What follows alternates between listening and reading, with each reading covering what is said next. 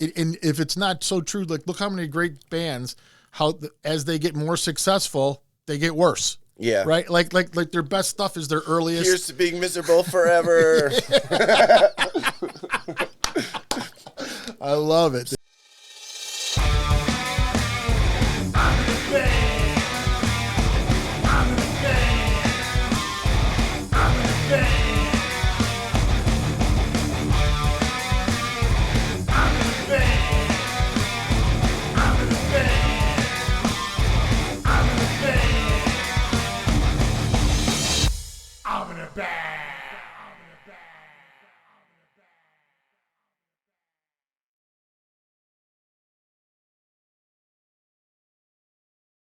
And welcome back, everybody, to another episode of Level Up Cleveland.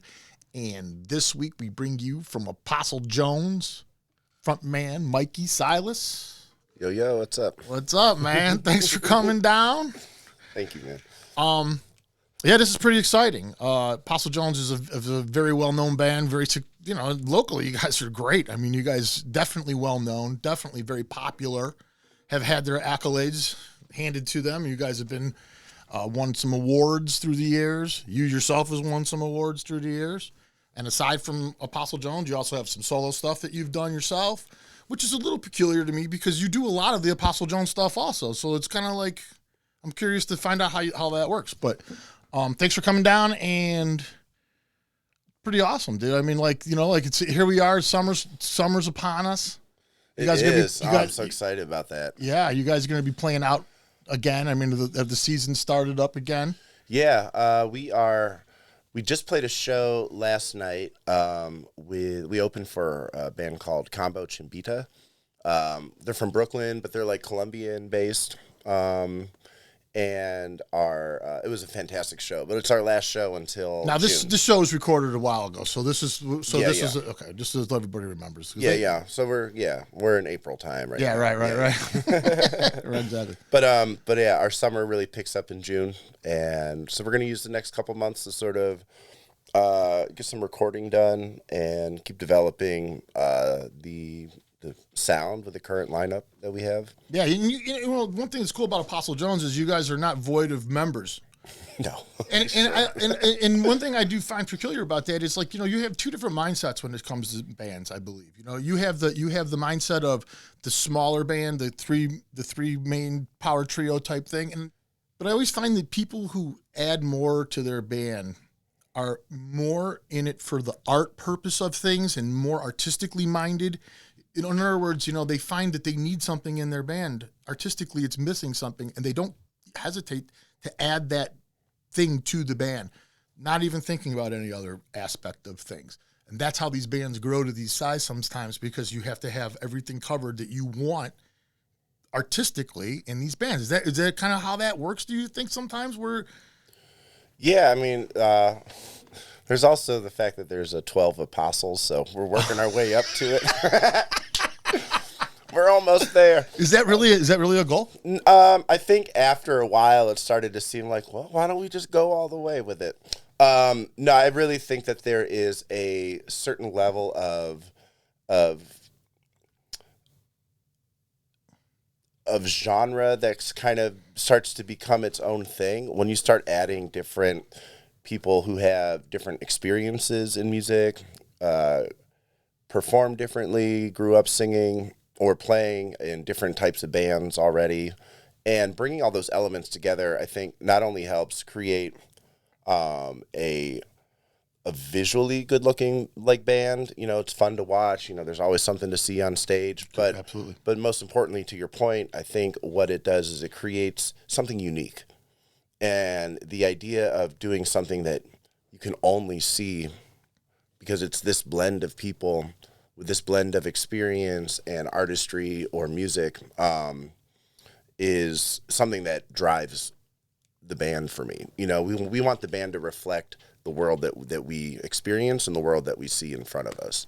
So we like to have that sort of that conversation with the way the band performs, and having more of I'm trying to stay away from the word diversity, but having a little bit more of a stronger mix of of just experience and mindset really just helps the group really function in artistic ways. Yeah. But also in a communal way as well too. Yeah, and that's I think it is kind of hard to nail you down into like a genre, because I think you guys you're another one of the bands that we've had on here before too. They really are. You try to stay away from certain words, like you say diversity, because it's just been used way too much now to describe everything. But there is definitely a uniqueness about what you guys are doing, and they're definitely pulling in different types of music and stuff to create one music, and that's awesome. How would you describe yourselves? When someone says, "Well, what kind of band are you in?" What's your description? I mean, it depends on the day, really. Now, I woke up wearing a Wolf shirt today, so maybe we're an indie rock band. I don't know. I want to go back to the word diversity for a second, just because I think one of the things that I'm just sort of talking about it right now is, it's just the word. I don't know if it's used too much as much as it is, just sort of, just kind of shortened to what it could represent. I feel like the irony is that diversity is about diversity, and it's so much deeper than just like the way we look or what we believe in. It's also the way we think. It's the way we grew up. It's our lifestyles. It's all these different things that I feel like. That's why I like to try to be a little bit more specific sometimes, and just not just use that word very haphazardly, I guess. Yeah. Because it's important to have diversity, but I think it's also important for us as artists and community people to look at the ways that diversity is always around us. Yeah, right. And being able to lean into that really helps you understand the people you're around, helps you understand who you are. So I guess it's one of the functions of Apostle Jones, kind of is around there. Let's go down. We'll keep talking about the band. Let's go down the members of the band. Let's introduce everybody. Let's get everybody out there. We know who everybody is. Obviously, Mikey Silas is the lead guy, front guy. Now, you also play keyboard sometimes too, right? Now, and you guys have recently incorporated another guy playing keys too, right? So does that take you off the keys more and allows you to do more singing, or do you still play the keys also? It depends. I mean, having a large group, sometimes there is everyone available. Sometimes not everyone's available. So a lot of us are able to play multiple instruments. Yeah.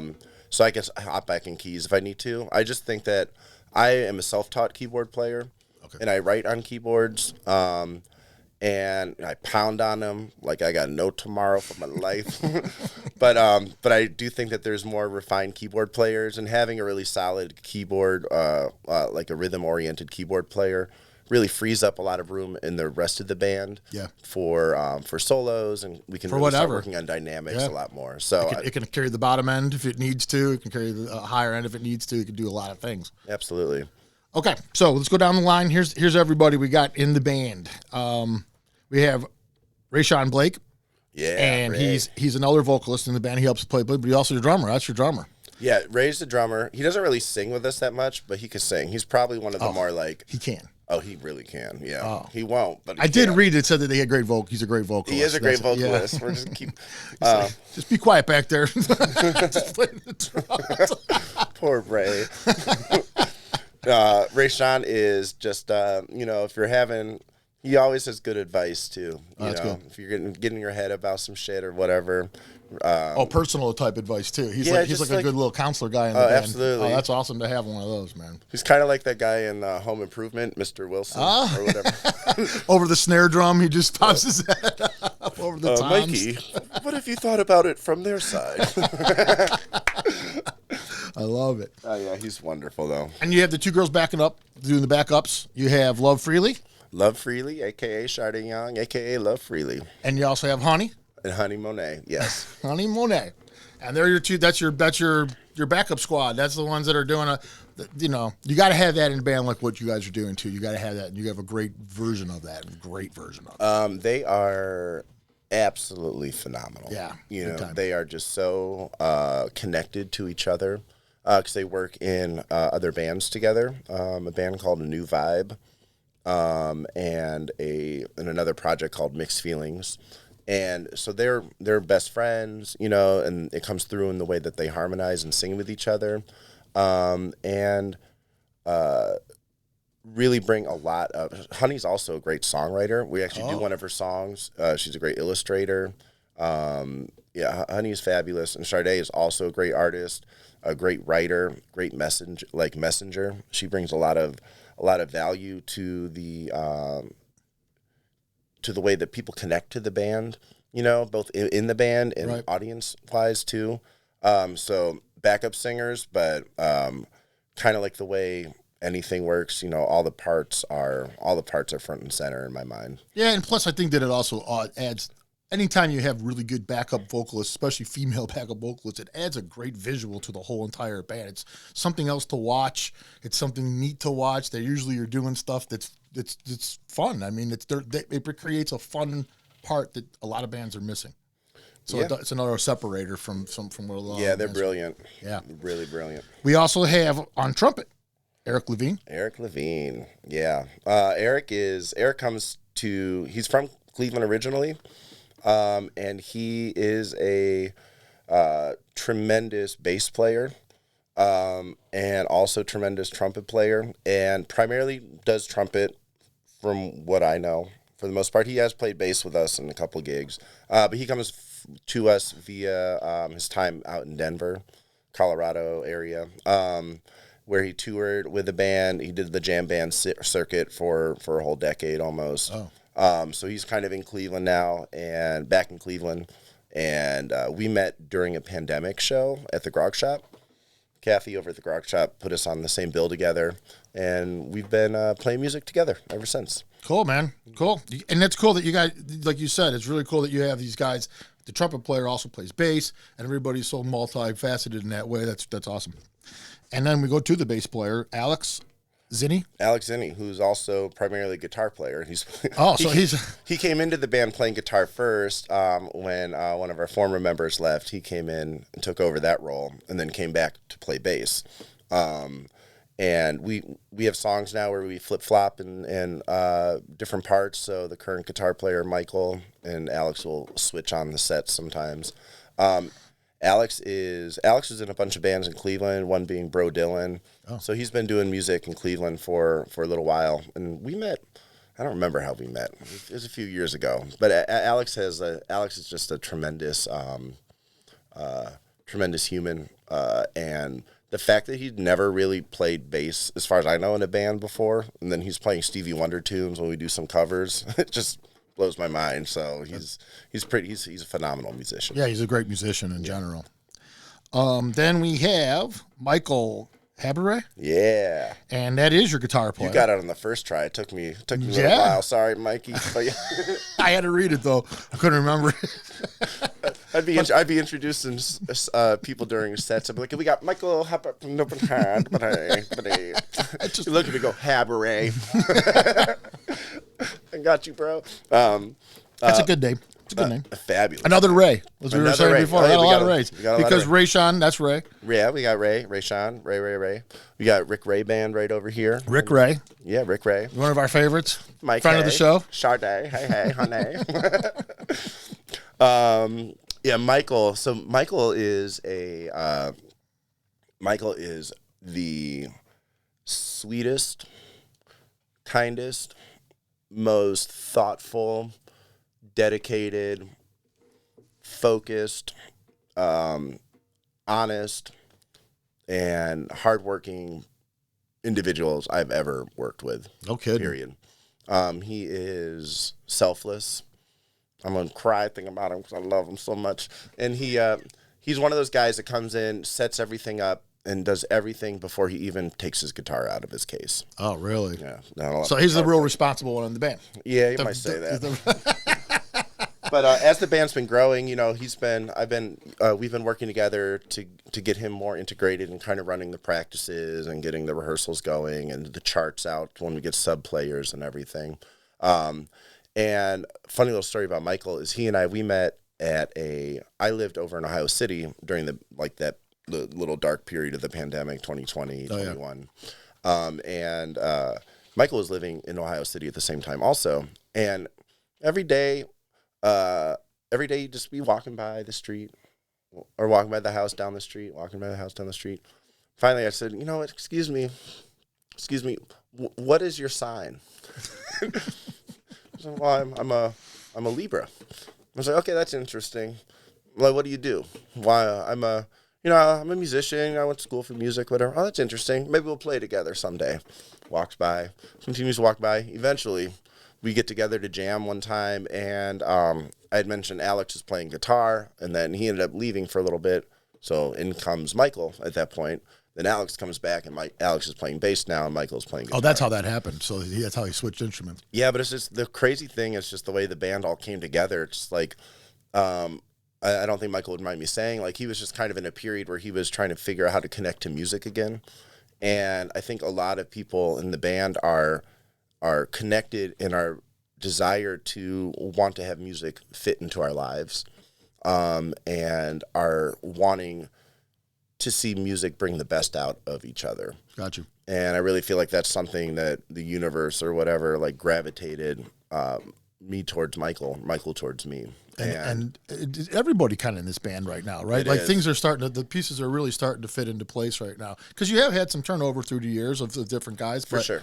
But real quick, let me get the keyboard player. Because we talked about you added a keyboard player recently, not that long ago, and that is Owen Broadhead. Yeah.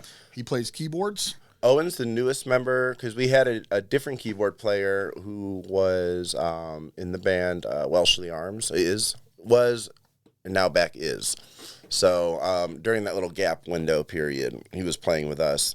So Owen, I met recently through my friend Toby Raps. Oh, yeah, we've had Toby on. And Owen was looking to get back into music and play music. He's also bass player, guitar player, keyboard player, and I'm really excited to be working with him on arrangements and adding some different levels of growth to our musicality, just our song forms, our structures, and so that's an exciting new part of the band that's just coming in now. So I guess that's what I was just talking about, though. Adding some of these guys, you're always trying to build onto this whole thing, right? You were right all along. Yeah, that's what I'm saying. Like it's not so much trying to look at this from a financial aspect or a business aspect or anything like that.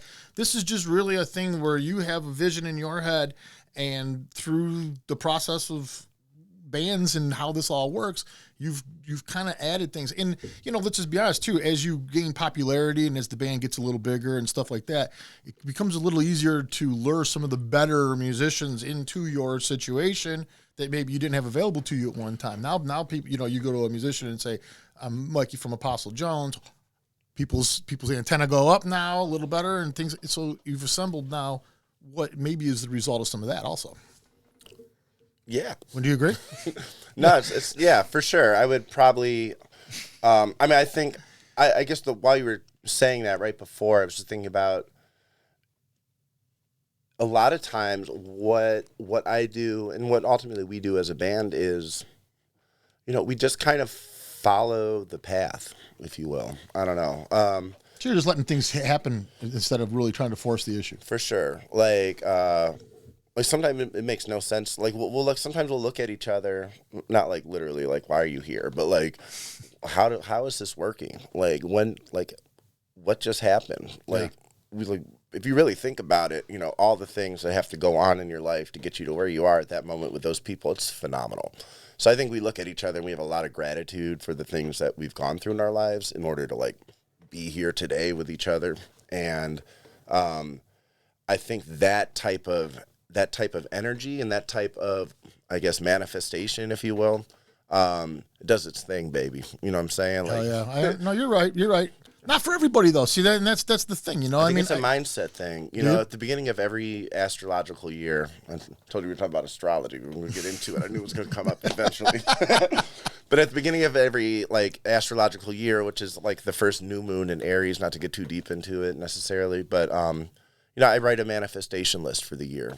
And then I burn it, lose it, forget it, and just let the year play out. Typically, no kidding. Yeah, I want to play at this venue. I want my relationships to feel like this. I want this type of energy in my life. I want to accomplish these things, take care of my mom, do all these good things. And just try to like really let those things just play out and meet all of that halfway. Has that worked? Has that worked for you to this point? Would you say? Or is it still is it still out? Like you're not sure yet. It's a work in progress. It's a work in progress. But I genuinely, truly believe in that. I do. Now, are you like the primary? Would you say that you're the primary writer of the band? Where a lot of the ideas spawn from you? Would you say that's kind of how it goes, or how does that work? I mean, it's very collaborative. I feel like there is a push of the first idea that probably comes from me. But if I hear one of our songs, depending on what song it is, it could be Michael could have played a really great part in creating the feel of the song. So we do a song called Turn It Up and Repeat It Again. And the words were already written. Like the idea for the song was there. So we were a little like I don't want to say a jammy practice. We were at a practice where our intention was to come up with a couple ideas. So I was like, Michael, just give me something with a nice feel to it. And he'll play some lush 7 chords with his perfect guitar tones that he has. And it evokes an emotion and a cadence. And it creates that sort of like color palette for the song. Got it. And then I think when we add Ray in on the drums, it helps give it that pocket feel, which helps really shape the phrasing. But then ultimately the idea of the song kind of comes collaboratively that way. So however you want to say what part that goes into the way the song's divided up into how it's created or whatever, I don't have a real strong answer for that. No, I get you. I mean, what you're saying is there is no real set way that we do this. These things just kind of, as you were saying before about how your year plays out, these things kind of manifest themselves. These things kind of like they're kind of organic in their own way. They just basically it starts like everything with an idea, and then everybody's like, oh, and they jump in and it becomes a song. And that's part of the privilege of playing with such fabulous singers, fabulous horn players. Your limitations become less and less and less and less and less, and your ideas can manifest it because you can, like we always say, it's one thing to come up with an idea. The hardest part is conveying the idea to the next person. Oh, Lord have mercy. All right, we're going to take a quick break. Got you. And a few minutes, we'll come back here and we'll talk a little bit more with Mikey, Apostle Jones.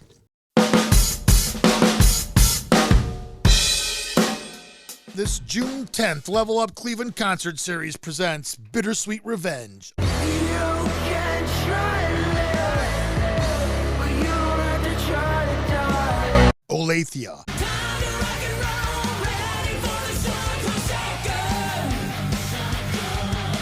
And Craig Martini.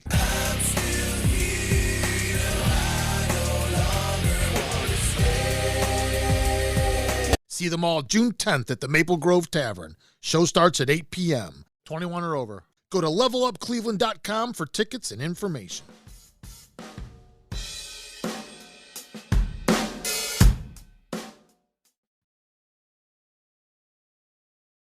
And we are back with Mikey Silas from Apostle Jones, talking about, I don't know, everything, because there's so much to talk about with this band. It goes on and on. But one thing I did when I was announcing the band members and stuff, if you go on your website, and because you have everyone's listed there and explains a little story about each person and stuff, you have Lydia. Oh yeah. And Lydia is listed like as she controls the social media or something and some other things, but she's like, it's almost like she's a band member. Who's Lydia? Lydia is, she was such a pure energy and such a pure kindness in the band. And, what did she do? What was her? She was a background vocalist. So at the time, in sort of one of those transitory periods of the band, Lydia came in, and it was her first band, I believe, and she brought such a lot of joy and energy to the stage that that reminded us just to have fun and to enjoy the moment a little bit. And she's been a very close friend for a long time, and she recently she left the band. She ended up having her first child, and is a beautiful mother. And I hope she comes back to the band someday, and I have a feeling it's going to happen, so I'm leaving her on the website for now. So it's a life happened type thing, so that's why she's not with the band right now. But eventually that could change again. It could, but Lydia's one of those people, like she'll always come out on top, whatever she's doing, however she wants to live her life. You know, she's going to do it to the highest level. So cool. Love Lydia. Yeah. So she stays on the website. She's staying on the website, until she's baby. ready. She ain't going nowhere. That's my boo. So yeah. Okay, so I was mentioning a little earlier that you guys, especially you in this case, I mean the whole band, but there's been some accolades that have been handed out down through the years and stuff like that. And one of the guys we've had on here actually is Mark Rasmussen. He actually started the season. So he was on here. You've been on No Cover Magazine. Yeah. The band has been. And Mark also was responsible for the Cleveland Music Awards. They do every year. You guys have been handed down some of those. You're also in another project that was recognized through the Music Awards also. So let's go over that all real quick. For sure. Cool. So in 2020, it was Best Male Vocalist. Yeah. And you were in the top 5 songwriters also, right? Yeah. And that was also in 21. You won the same both years, right? 2021. Yes, same thing. Yeah. Yeah. I mean, Best Male Vocalist, dude. Yeah, it's pretty crazy. Yeah. I mean, you are an amazing singer. I mean, anyone who's very bluesy. Actually, you could do a lot of different things. It's not just like, but you have a great blues voice. Yeah. No doubt about it. I've always loved blues music. Yeah. Singing the blues for sure. Yeah. Yeah. I mean, yeah, you can. Maybe I've had the blues for about 30 years. Yeah. And you know, another thing about the band is when you're describing the band, we're saying you can't really give it a genre, but there is a deal of funk that goes into the whole entire thing. There's a whole feel there with that goes along with the whole blues thing. And we've had some funk bands in here before. And there's just a whole thing that goes with that vibe. You know, it goes kind of with the jam band thing. It goes with all this other stuff. And but that's the vibe of the band though, is that whole kind of bluesy, that whole funky thing that happens. But there's other things going on too that kind of like gives it that whole unique feel. But top 5 songwriter. Now was that you that was given this award as top 5 songwriter, or did they say Apostle Jones in that? No, that was I mean, it was listed under my name on there. Yeah, I mean, I love writing music. And I feel like in the earlier stages of the band, there were me and the original member. There's 2 of us, me and a gentleman named Anthony Hitch. Anthony and I were a tandem, you know, amazing guitar player. And we wrote a lot of songs in the way where I would write the words and come up with the melody, and then he would come up with the chords, and we would jam on them.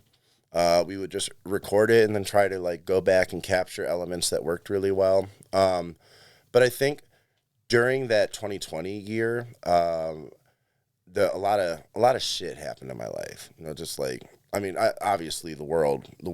Yeah, turned upside up. So, yeah. Absolutely. But a lot of stuff with like my family. I lost my father that year. Oh man. Yeah. It was a tough time. And I kind of like just, even though the world had stopped, I like left my apartment one day, didn't go back for 7 months because I was staying with my mom while my dad was going through everything. It was all kind of sudden. Like I went back to my apartment and I was like, this is a fucking time capsule. Like the plant was all dead. I felt so bad for the plant. I just forgot about it. Ended up moving out of that apartment. But during that period, like I was reminded what a place writing music is for me. And wrote a lot of songs that ended up becoming on our first EP that came out later that year. A lot of songs that we're doing today, you know, are being pulled from like a song bank that I created during that time. And I really feel like even though a lot of those songs like still have yet to really see the, you know, the studio or even be played with the band yet, I feel like that energy that was put out from that period where songwriting really kind of brought me through dark places and out of dark places throughout my life, has always been that function for me. So I really feel like during that time when it was really dark in the world, but also in my own life, you know, that songwriting was so important. And so I think with that a recognition from Cleveland scene, from the readers and the polls that they do, that was special because it really, that songwriting it's so important to me. You know, I'm kind of going through a little bit of stuff right now where I'm like back writing every day. I just wrote this really dramatic song. It's so dramatic, but I love it. And I'll put it on to calm myself down sometimes. Well, it's funny because you know, like what you're saying is that the music is therapy for when you go through these moments where you're struggling in life in general. It's therapy. However, it goes both ways, right? Because of the struggling times and stuff, the stuff you write, that's going to be your best stuff. I mean, you're inspired by these times, which create this music that's great, but it's also the music is therapy trying to curb these times. Yeah. You know what I'm saying? So it's like, yeah. And like you got to have some misery in your life in order to write great music. And if it's not so true, like look how many great bands, as they get more successful, they get worse. Yeah. Right. Like their best stuff is their earliest. Here's to being miserable forever. I love it. Still writing the best music of my miserable life. Yeah, I mean, like if you could stay in that spot. But it's so. But that's the blues, right? So that's one of the blues. questions I get a lot is where does the name Apostle Jones come from? I was gonna get there. I'm sure, but now's a good time to bring it up. Hey, where'd that name come from? What's name? Apostle Jones? That one. You know, okay. I just moved to Cleveland. I was born here, but I grew up in Chicago, out of high school, and I came back and I was literally sitting with like, what am I gonna do? Like I came here, I never lived here as an adult, so I didn't really know anybody all like that or anything. And I was like, I knew I wanted to create a project, and I was just sitting there making music on GarageBand on my iPad and making beats and stuff like that. My beats. But I was in one of those writing phases, you know, just trying to figure out a little bit of what staircase am I trying to find, you know, to elevate myself. And I was drafting up logos and band names, just trying to create an image, if you will, just an idea of something that connects. And I knew I liked blues music, but I also knew that like just doing a blues act was not really what I wanted to do. I also felt like it wasn't really authentic to a certain degree. Like, let me get up there and be this blues singer all of a sudden. Like, it didn't feel like you. It doesn't. You know what I'm saying? Like, I feel like there's a lot of history behind blues music that is just often overlooked sometimes, you know, because it feels good and a lot of people like to sing it. The form's easy to replicate, and you can really solo and jam off of it. Kind of like you're saying, blues is sort of central to a lot of music altogether. Everything, you know, true. Pockets, form. It's the root of a lot of things. Period. You know, so I knew that there was something else there.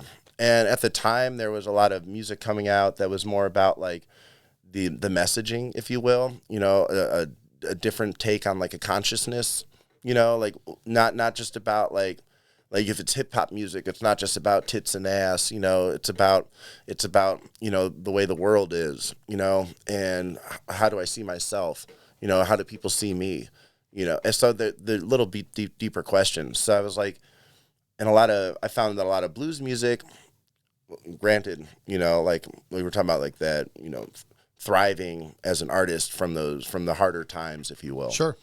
I just felt like that wasn't the message I wanted to perpetuate.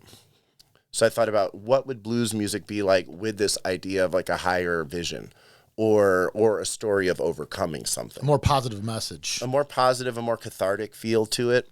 So out of that little brain scramble, and this little logo I was drawing on this little, I don't even know what app it would have been at the time, Apostle Jones came out of nowhere.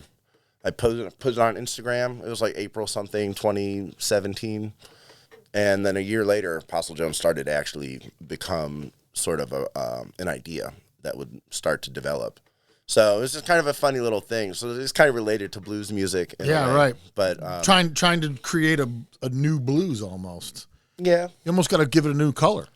because because the idea of the blues is when you're feeling blue or feeling down. Oh, that's kind interesting. of so you almost need a new color here for your music. I right? was like color scheme, like a light blue and a magenta, maybe a yellow. Yeah, no.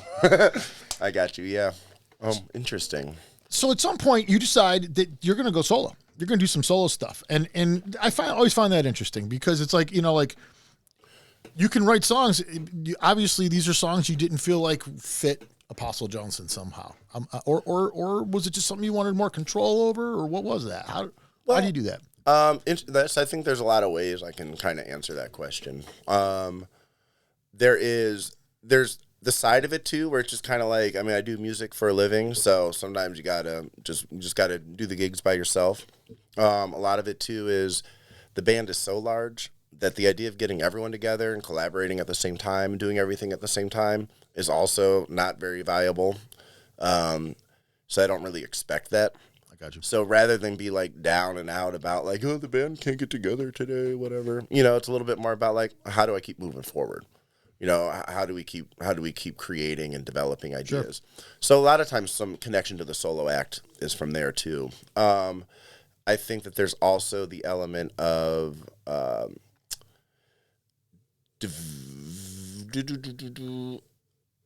going out and building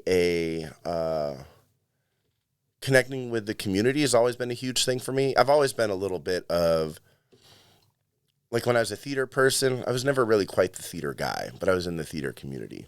I'm a music person, but I've never been quite like the true musician. Like what do you mean by that? What do you mean? I don't know. Do you have imposter syndrome? Do you feel like you're in a place you shouldn't be, or like you're fooling people in some way? I don't think so. I think it's more just kind of like in tarot, there's this card called the Fool card, and the Fool is the number 0 card, which suggests sort of like the beginning and the ending all at the same time. And the Fool is kind of on this path of experience, I'm just going to go through and do all the stuff. And numerically, like in a numerological sense, in numerology. I know what you mean, yeah. Thank you. I'm kind of on that path of experience. So sometimes I look at it as sort of, I'm an artist, like I do visual art and stuff like that, but I'm not out there like painting every day, trying to be at all the galleries and do all the stuff. I'm a musician. I'm self-taught on the piano, but I've never really like sat and learned theory all like that and stuff like that. I can't sit here and rattle off who the best guitar players of all time were. I mean, frankly, it's just kind of, that's cool, so I kind of feel like there's certain extremes that in each of these sort of like disciplines or mediums that I've like lived in my life, where I'm just kind of like, I feel more transitory in them sometimes. So I guess that's what I mean a little bit. Like, yeah. I kind of feel like, I'm experiencing, I'm growing, I'm evolving. Maybe I just never truly settle on one thing because I feel like there's always a lot more to learn. I don't know. So you're. I feel like I talked myself into a little bit of a ditch here. No, you haven't. No, it actually makes sense. No, it actually makes sense because, and not to just keep harping on this, but it kind of goes back to what I said right from the beginning about the idea of this larger band and having. When I see this, and you talk to the people that are really in charge of these bands, especially, which is kind of what you are. This is kind of your band, but you allow everybody in it to do what they do because that is how you feel the best art is made. But I also noticed that that's what this is. This is an artistic-minded thing, and everything you've just said so far totally backs all that up. You write because you're an artist. You paint because you're an artist. You do all these things because you're an artist. That's what you do. You can't even help it. These are things that have to come out of you. This is how it is. I had you when I was doing the research. I'm like, this is going to be a guy who paints. I didn't even know that about you, but I had a feeling that you have other art forms of expression that you get out. Why? Because that's a lot of people who are, and there's not a lot of you. That's the thing. But there are people like you who just are extremely artistic, and I find that fascinating. I do. I just find that totally fascinating. It kind of goes against what a lot of other people are doing this for, I believe. I think that's neat. I really do, and I think it comes out. That's why you're getting accolades, dude. I think other people pick up on stuff like that. They get that, and they get your art. All your stuff is very palatable too. When you talk about things being different and unique, sometimes they get out of the realm of palatable too, because you've gone so far in some Right. crazy direction. You're getting accolades because people can still listen to you and love what you guys are doing. Well, I think it's important that you do that you are like true to yourself when you do anything musically. I mean, anything, I guess, for sure. But the idea of the idea of man, like you took me out. You got real deep for a second. I'm just kind of like, dang, man. Well, I mean, I think it's cool. I guess I don't really take a lot of time to stop and like look at a bigger picture thing. I'm a big picture person. Tiny details are harder for me to focus on sometimes, which is like easier to like, set a vision and just kind of let it happen. Sometimes the tinier steps are easier for me to trip over or just miss altogether. But yeah, I'm just feeling really, I don't know. I guess I'm just gonna talk off the top of my head right now because I kind of got a little lost. But like, no, just. Well, I mean, you're like, I guess what I'm saying is like it's easy. It's when the accolades are coming at you and you're like, whoa, you're always looking forward, dude. Like you've been in music now for a while and you've dealt with a lot of musicians and bands and you've seen those bands who will put out their first bit of work and then they kind of stop. They kind of like. They're so proud of that work and they're just so happy they made something. And then they don't keep going forward. They just kind of like take from that well, right? Over and over and over again. You're not like that. And as a matter of fact, you're always looking for the next thing. And even when things go bad, what are you doing? Moving forward, go forward. There's a separation thing, and you know what? I needed to hear this today because I think the thing that I'm sort of like the kind of the quicksand I feel like I'm just sitting in at the moment is just a little bit around. I feel like I'm in one of those. I think I said it a few minutes ago. Just I feel like I'm in one of those periods right now where I'm like being called to write again, being called to like. What is the next? Like, what's that next sound? What is this sort of next step for the band and the project? And this is it's cool for me to kind of like be reminded like, oh yeah, hell yeah, let's do this. Yeah, because you're always caught up in the next thing. You don't have time to look back and see what you've already done and get any kind of accolade to yourself. You're too busy looking ahead. Yeah, let's look ahead. Let's keep looking ahead. Okay, I got you. But I think there's a lot of people here who have heard of you or haven't heard of you that are watching this for the first time. I want them to realize, this is, if you go check this out, this is the real deal here. You're going to see some of Cleveland's finest talent at display when you see Apostle Jones, and that's what you're looking at right there. So the future. Let's look at the future a little bit. All right. Because you're saying, you're getting back into a creative part. Have you guys been together to write, or have you guys gotten together recently? And are you guys writing currently? Yeah, we have a slew. I don't like that word. We have a slew of new songs that we are rolling out, and we've been playing them. We just recorded a video, like a live action video, with a small audience inside of a church, where we do two of our newer songs, and then what I probably consider one of the better songs I've ever written. Man,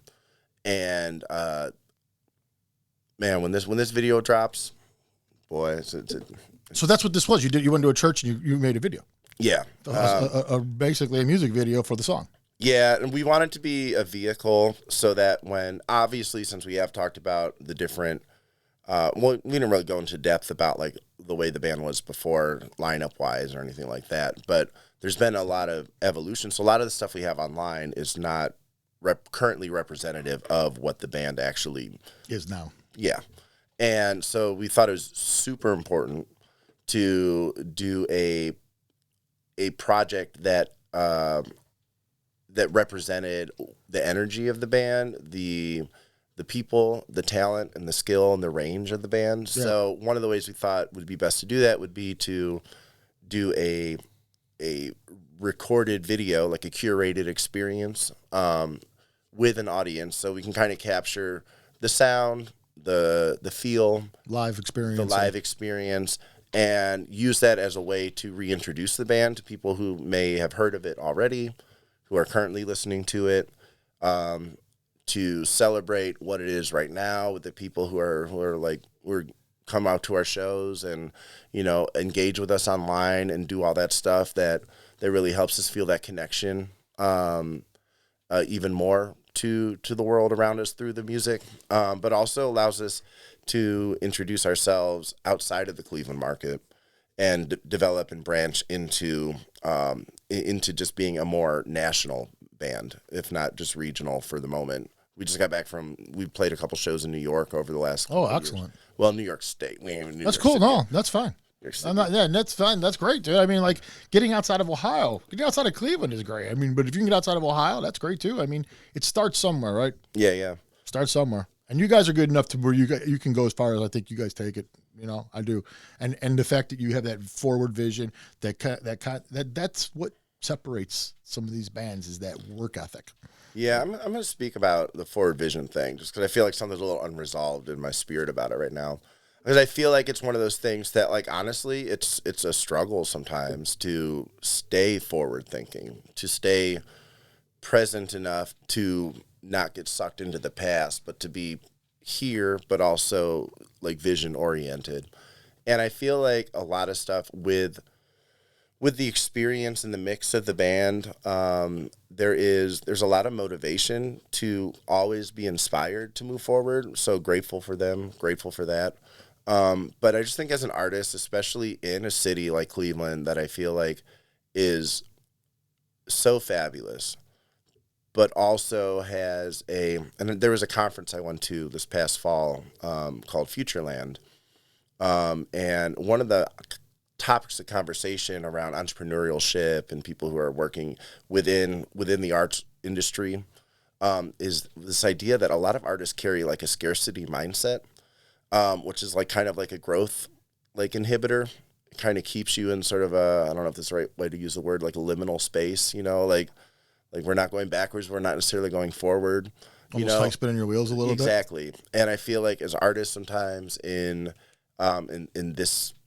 this world, I'll just speak to Cleveland right now because that's where we are. But like, and in Cleveland, sometimes you can kind of get comfortable and sort of like bouncing in this sort of circle here. So I feel like it's important for me to remind myself that it is not always easy, and I think it's important as artists to look at each other and say, if you are having a hard time, that's okay. Just keep finding ways to just keep moving yourself away from that negative thinking and that sort of cyclical pattern of it's not good enough. So that's why I'm grateful for the conversation. So it took me a minute to kind of come around and be like, you know what, I'd be tripping sometimes. I'm in my head about this stuff a lot, and that when you are being called to write that song or to create that painting or to go to that show or to reach out to that band, those are the things that really help us stay connected to something greater than, frankly, us personally, and it just uplifts the community, that inspiration that we share with each other, like even just you reaching out to me and be like, hey, I see your band's doing some stuff, would like to have you come on this podcast, like I was going to say that's fucking awesome, but I did that's just fine. Say it's fucking awesome. You can say that. I appreciate it. And it's awesome because hopefully someone's watching this that is going to say, you know what, that is something that I was thinking about, struggling with, that I didn't have the words for, or I hadn't heard anyone say something like that before. Yeah. Or I see this guy doing this stuff with these great people, and and he deals with that same sort of self-doubt or that sort of like, I'm not doing enough or I could be doing more type of mentality, like issues sometimes. And so I think it's good that we have these conversations. Hell yeah. So I'm grateful that you're able to see a lot of the stuff, but I think it's important for me as just to be real, just to say like, it's definitely not easy. Yeah, I hear you. There's a ton of sacrifice that goes into trying to maintain a mentality of growth. Excuse me, doing that. To maintain that mentality, that growth mentality, it's It's hard because growing is not easy. So, anyways, I wanted to get into a couple other things. We did mention your solo thing, and just so people know the names of some of these things, you had Ghost in the Streets or Ghost in the Sheets. Yeah. Not Streets. That wouldn't make any sense. But Ghost in the Sheets does make sense. You did a Christmas thing. You did Have Yourself a Merry Little Christmas. You did a rendition of that was your own. Did you catch the B-side of that? No, I didn't. I saw Daddy kissing Santa Claus. Oh, you went with the diversity. Yeah, there you go. A little representation. No, that was a fun one to do, though. But I'm really proud of those two, actually. And then Half Baked Yeah, Half was Baked. another one. So Half Baked is interesting because we were talking a little bit about the difference of the solo and all that other kind of stuff. A lot of times the songs that Apostle does are solo songs that I write on piano that are very, they're very heartfelt and they usually have a lot of space in them, and then Apostle kind of tightens them up, amps up the energy, switches some of it around, change the whole feel of like a sad song and make it a joyous thing. So Half Baked is full of a lot of those initial ideas for songs. Cool. And then Left Hanging was another one another one of the things you did for your solo thing. Now I want to talk about is a band named Shoreline Funk All Stars. And this is another project that you're involved with also. Yeah. And this is another thing that is already kind of gotten some accolades from Mark Rasmussen, who's the guy who does the No Cover magazine, and he's also the one that runs the Cleveland Awards that we were just talking about, how you guys won some of the Cleveland Awards earlier. You guys were actually Best New Artist. Was that 23? That was just this past, or 22? That's the last year. The inaugural awards or whatever. Pretty cool. Yeah. So like he likes you, man. People do. I mean, he likes you because you get your name on the list, and then you have a following, obviously, man. People must really like you, right? I mean, do you feel the love? I feel more love than I could have ever imagined already. And you are a well-respected musician in this area. I mean, I see you a lot of places too. That's the other thing. I see you guys all over the place. I've seen you on Channel 8. Oh yeah, I love Channel 8. Yeah, I see you in the morning. You guys did you were one of the bands that came in there in the morning. I was talking about 10 a.m. this morning. Now that was early. How does that work real quick? You get there about 5:45 or so. Usually wait around for like an hour and a half. And then you do like the hits, usually going in and out of commercial breaks. Yeah, right. Then they give you like a solid like chunk towards the end of the broadcast. Love the Fox 8. Crew. The crew's great. The people behind the scenes are awesome. And just their I feel like their viewership or their demographic that they reach out to is so uniquely, authentically Cleveland. For sure. It's how people. You do have a website. Yes, ApostleJonesing.com. Jonesing? Yeah, we put a little plan. I brought both domains, ApostleJones.com, but I like the Jonesing. I understand the Jonesing. I know what Jonesing is. Me too, baby. I understand it more than the Apostle sometimes. But yes, our Instagram's Apostle Jonesing as well. Okay, and then what about Shoreline Funk All Stars? Are you gonna ever play out with this thing, or is this something that you guys play? So we play. We don't play out as often, and primarily we're writing a few originals. Primarily, it's a fun party cover, funk band, party funk. Maybe that's where the word. So it is a funk, but it's mostly just a funk type thing. Yeah, it's 2 horns, 2 guitars. It's members from a lot of different bands. So members from like Vibe and Direct. Members from Apostle, members from a rock band called Lily A. Oh yeah, we know them. We've had them in here. We've had Luke from Fat Bet Mango in the group before. So it's kind of like an amalgamation. Is that the right word? Of different members from different bands. So it's a fun group. Since everyone is busy in other projects, it's not as active as other ones, but we've had really great shows. We've played with Carlos Jones. We played the Mix at CMA. We won the Best New Artist, the Cleveland Music Awards, and a lot of that is because a little different from actually a lot different than Apostle Jones, which is a large band also, but is focused on original music and trying to really develop those connections and creating a harmony that is unique. Shoreline is a little bit of like, hey, fuck it, let's just have a party. Let's just dance. Drink a drink, smoke your smokes. Yeah. Cut a rug, do whatever you got to do. It's a way you guys are a little looser. You're able to be a little looser about this thing. It's not as serious. It's not your main thing. I told the guys, I was like, I said, I really love you guys because I'm able to make dick jokes with you. I don't have to feel bad about it.